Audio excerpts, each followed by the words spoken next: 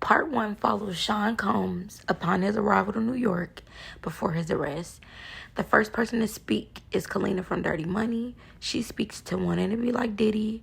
Roger Bond says the more money he got, the more powerful he got. Diddy headed out on a bike to ride through New York. It travels back to 1989.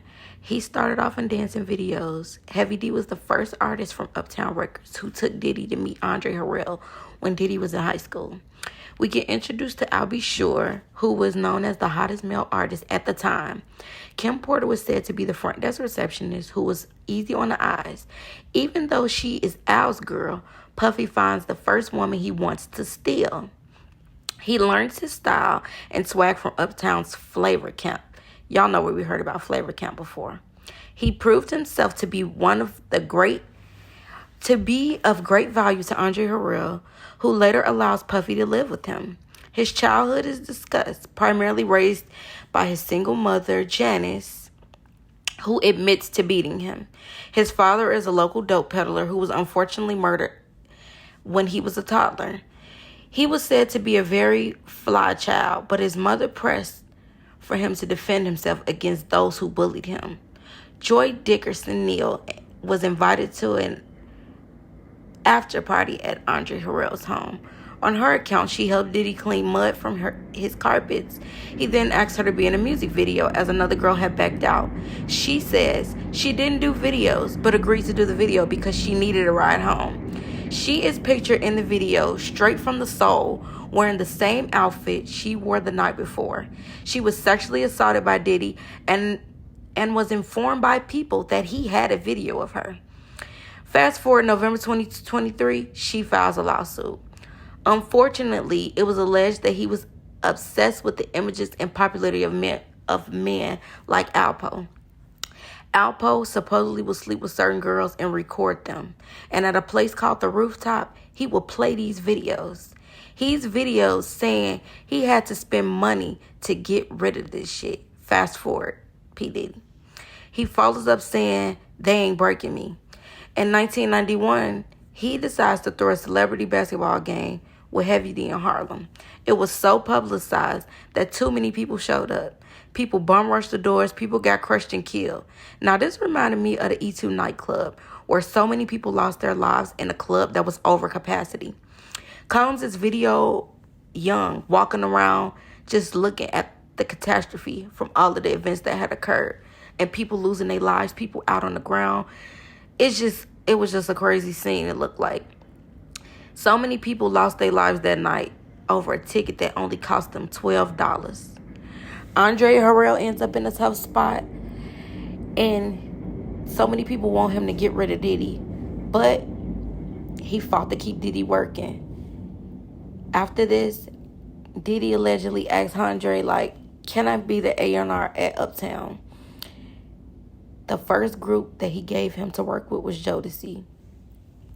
See, Diddy learned from Andre that you must control the entire image of the artist, and the talent can't move without you. Diddy shows us early on he pays attention to detail and knows how to put the information he learns into action. His next artist was Mary J. Blige, creating the hip-hop soul era. In 1992, he ended up becoming a VP of artist development at Uptown. Then we meet Eric from EPDM, who he is a fan of. Now, ironically, he goes after his girl, which was who? His first son's mom, Misha Hilton. He beats and abuses her for control immediately, allegedly at the record label where everybody could see. 2 years later, he has Jessica Combs, and Kirk Burroughs is named the Godfather. Andre fires Puff. As bad as he's hurt about what happened, he moves on and signs Biggie in 1992. Ironically, Andre allows Puff to take his latest act with him, Biggie Smalls. They meet with Clyde Davis at Arista and played him Gimme the Loop. Bad Boy begins. After a $10 million deal, he gives Kirk Burroughs 25% of the company and Janice Combs 75%, which Kirk claims was to avoid paying the families of those who lost their lives in the tragic basketball game that him and Heavy D threw. He gives $1.5 million to Kirk, who kept ledgers for everything, and gives himself a $1.5 million advance. We learn the term paper gangster as he starts to act more aggressively. We are taken aback to Misa and Eric, who allegedly is sitting in a vehicle. Puff knocks on the window. Eric opens the window or the door and he swings on him. He says he laughs about it like, you can't beat us. So he thinking like, this must be a joke. He said, come on, let's go around the corner. Because I guess he saying he didn't want to do it in front of her. He goes around the corner with Puff. I guess he thinking they gonna fight. That's not what happened. He says he starts to play him Biggie Smalls' album. I thought that was pretty weird though. How can you say a man just swung on you? You say you can beat him, but you don't beat him. You let him play you an album around the corner. That was weird. That was the craziest scenario I could have ever thought of after a man gets swung on. Fast forward, Juicy drops in 1994. His obsession with Tupac begins. He was mesmerized by the I Get Around video made in 1995. So much so that he copies the entire visuals and uses it for Biggie's Big Papa video. He finally seemed to strike gold. Tupac shows happiness for Big's success and makes sure they go to his album release party. Biggie opens up for Pac on tour, and Diddy was said to be jealous of their friendship. Old footage of Diddy speaking is played, and he's saying that he felt the closest to Biggie and that Biggie was really the only person he trusted.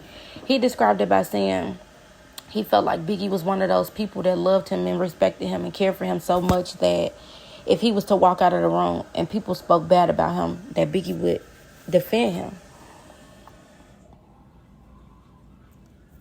Fast forward, they show footage of Diddy being asked about Tupac's death, which he's always denied about being a part of or having any evidence about.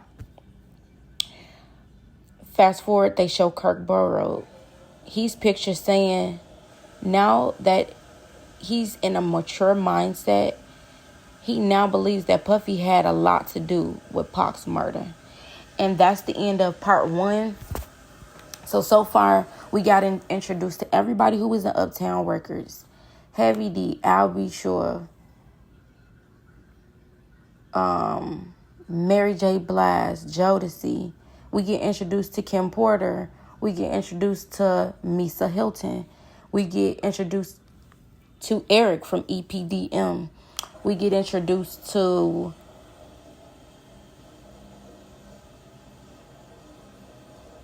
Janice Combs. We're introduced to Kirk Burrows, who seemingly has all the information that's ever been needed. And I'm just wondering, why didn't anybody ever interview Kirk Burrows? He is the person with all the information, it seems like, on Diddy. So it doesn't make sense to me that he's never been interviewed till now. Like, I don't remember ever seeing any video footage of him. Maybe I need to go back and look a little bit, do a little bit more research. But from what I remember, as everything been unfolding, we never heard from him. But y'all, 50 Cent did a great job with this. I say it a billion times. I know some people have mixed feelings about it, and they feel like, oh, you shouldn't be airing out people's business. But guess what? A lot of this stuff is public record.